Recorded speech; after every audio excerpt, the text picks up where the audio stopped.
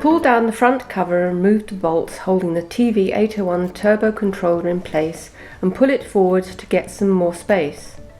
If needed, remove the side cover by taking out the 3 bolts at the bottom and the one at the top and moving it to the side.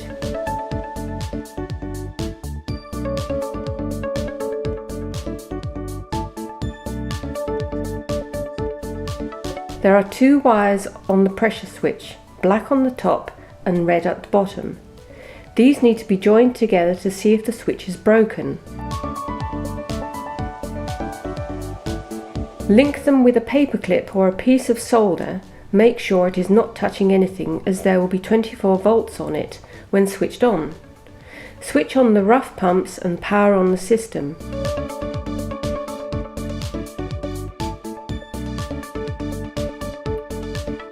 If the turbo starts and the system pumps down, then replace the pressure switch. If not, then contact MS Vision and replace the cables. To replace the pressure switch, please vent and switch off the system.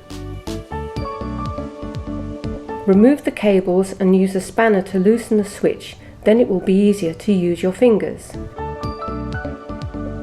Take the new pressure switch and wrap some thread seal tape around the thread of the switch.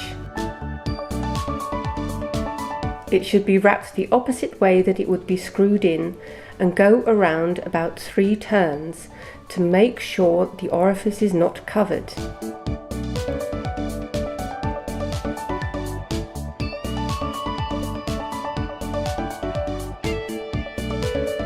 Then screw in the switch to finger tight and use the spanner to tighten it well.